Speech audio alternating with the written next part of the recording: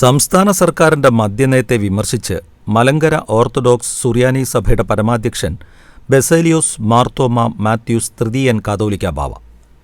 വിശപ്പിന് അരി വാങ്ങാൻ റേഷൻ കടയിൽ പോയി വിരൽ പതിക്കണം. അതേസമയം മദ്യം വീട്ടുപടിക്കൽ എത്തിച്ചു തരും.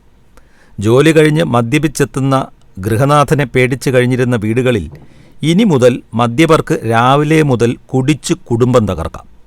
വീട്ടകങ്ങളിൽ ഭയന്ന് കഴിയേണ്ടി വരുന്ന കുഞ്ഞുങ്ങളെയും വീട്ടമ്മമാരെയും ഓർത്ത് ഈ മദ്യനയം സർക്കാർ തിരുത്തണമെന്ന് മാത്യൂസ് തൃതീയൻ ബാവ ആവശ്യപ്പെട്ടു. ഒന്നാം പിണറായി സർക്കാർ അധികാരത്തിലേറുമ്പോൾ സംസ്ഥാനത്ത് കേവലം 29 ബാറുകൾ മാത്രമാണ് ഉണ്ടായിരുന്നതെങ്കിൽ ഇന്ന് അവയുടെ എണ്ണം 1000-ഓടടുക്കുന്നു.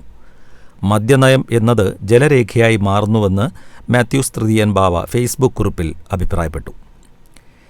കേരളത്തെ മദ്യവിമുക്തമാക്കാൻ പ്രതിജ്ഞാബദ്ധരാണ് LDF സർക്കാർ. LDF വന്നാൽ മദ്യവർജനത്തിനായി ജനകീയ പ്രസ്ഥാനം ആരംഭിക്കും. ഞങ്ങൾ തുറക്കുന്നത് നിങ്ങൾ പൂട്ടിയ ബാറുകളല്ല, സ്കൂളുകളാണ്. പരസ്യവാചകങ്ങൾക്ക് കേവലം വിപണി താൽപ്പര്യങ്ങൾ മാത്രമേയുള്ളൂ എന്നതിന് ഏറ്റവും മികച്ച ഉദാഹരണമാണ് മുകളിൽ ചൂണ്ടിക്കാട്ടിയിരിക്കുന്ന നയവാചകങ്ങൾ. ഒന്നാം പിണറായി സർക്കാർ അധികാരത്തിലേറുമ്പോൾ സംസ്ഥാനത്ത് കേവലം 29 ബാറുകൾ മാത്രമാണ് ഉണ്ടായിരുന്നതെങ്കിൽ ഇന്ന് അവയുടെ എണ്ണം 1000-ഓടടുക്കുന്നു. മദ്യനയം എന്നത് ജലരേഖയായി മാറുന്നത് ദൈനംദിന വാർത്തകളിലൂടെ മലയാളി കണ്ടുകൊണ്ടിരിക്കുന്നു. വിശപ്പിന് അരിവാങ്ങാൻ റേഷൻ കടയിൽ പോയി വിരൽ പതിക്കണം. അതേസമയം മദ്യം വീട്ടുപടിക്കൽ എത്തിച്ചു തരും.